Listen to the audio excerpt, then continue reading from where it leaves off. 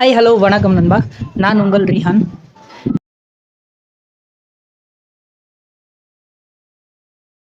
ரிஹான்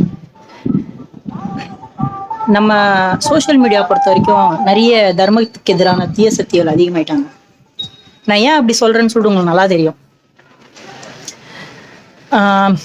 லாஸ்ட்டாக பார்த்தீங்கன்னா நம்ம பிரியாணி மேன் இஷ்யூ, அது விட்டா இர்ஃபான் அண்ணா இஷ்யூ.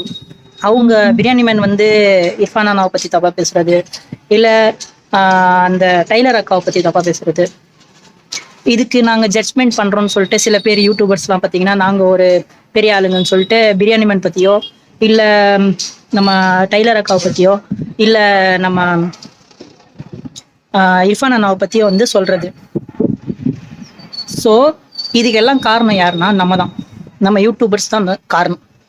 ஏன் காரணம் அது சொல்கிறேன்னா, நம்ம அவங்களோட இஷ்யூவை பற்றி வெளியே யூடியூப்பில் போடாமல் இருந்தோம்னா மூணாவது மனுஷங்க நம்ம சைடு வரத்துக்கு வாய்ப்பே இல்லை. நம்ம யூடியூப்பு சோஷியல் மீடியா எதுக்காக ஆரம்பிச்சு சொல்லணும்? என்டர்டைன்மெண்ட் பண்ணணும். ஏதாச்சும் தவறு இருந்துச்சுன்னா அது தட்டி கேட்கணும், சரிங்களா?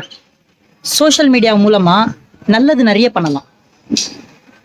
ஒரு நாளைக்கு எவ்வளோ ரேப் நடக்குது, ஒரு நாளைக்கு எவ்வளோ பிரச்சனைகள் நடக்குது நாட்டில், அதெல்லாம் விட்டுட்டு நமக்குள்ளேயே நம்ம சண்டை போட்டுக்கிறோம். சோஷியல் மீடியாவில் நல்ல கருத்துகள், நல்ல விஷயங்கள் நம்ம சொல்கிறதுக்கு எவ்வளோ இருக்குது. அது விட்டுட்டு சின்ன சின்ன கண்டென்ட் எடுத்துகிட்டு அது ஆர்வத்தோடு நம்ம போட்டு அது வந்து சோஷியல் மீடியாவில் கெயின் பண்ணலான்னு இருக்கோம் நம்மளே.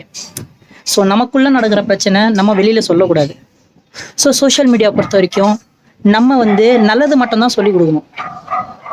ஸ்கூலில் போகும்போது ஸ்கூலில் டீச்சர் வந்து நல்லது மட்டும்தான் சொல்லிக் கொடுப்பாரு, கெட்டது சொல்லி தர மாட்டார். அதே மாதிரியாவது தான் சோஷியல் மீடியா.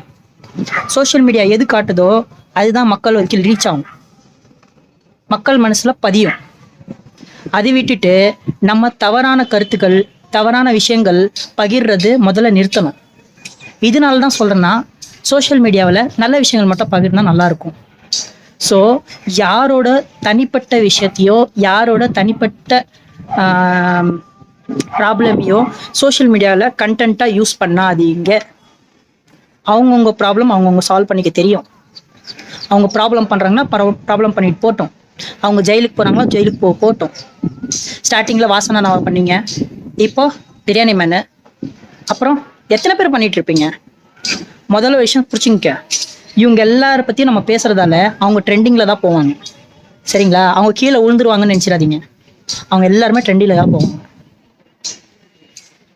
அதனால அவங்கள பற்றி பேசுறது நிப்பாட்டிட்டு நீங்கள் என்ன பண்ண போகிறீங்க அது பேசுங்க. நீங்கள் மக்களை எப்படி என்டர்டெயின்மெண்ட் பண்ண போகிறீங்க? எங்கேயோ பிரச்சனை நடக்குதா பாருங்க. வயநாட்டில் எவ்வளோ பிரச்சனை, எவ்வளோ பேர் செத்துருக்காங்க, எவ்வளோ பேர் மண்ணில் புதைஞ்சிருக்காங்க, அதை பற்றி சொல்லுங்கள். எங்கேயோ இருக்கிற நாட்டில் என்னென்னோ நடக்குது பிரச்சனைங்க, அதை பற்றி சொல்லுங்கள். அதை விட்டுட்டு நமக்குள்ளே நம்ம அடிச்சுக்கிறது ரொம்ப ரொம்ப தவறான விஷயம். முதல்ல அதை நிறுத்துங்க. ஸோ தேங்க்யூ நண்பா. அது மட்டும் இல்லாமல் நான் யூடியூபர்ஸ் மட்டும் கிடையாது, மக்கள் கூட சில பேர் வந்து பார்த்தீங்கன்னா பக்கத்து வீட்டுக்காரங்க, எதிர் வீட்டுக்காரங்க, அவங்க இவங்கன்னு சொல்லிட்டு அவங்கவுங்க பிரச்சனையை வந்து மூக்கு நுழைக்கிறது நிப்பாட்டிட்டு நமக்கு என்ன நடக்குதோ அது மட்டும் பார்த்துக்கிட்டு போனால் நல்லது. பாய் நண்பா. இன்னொரு நிகழ்ச்சியில் நான் உங்களை சந்திக்கிறேன்.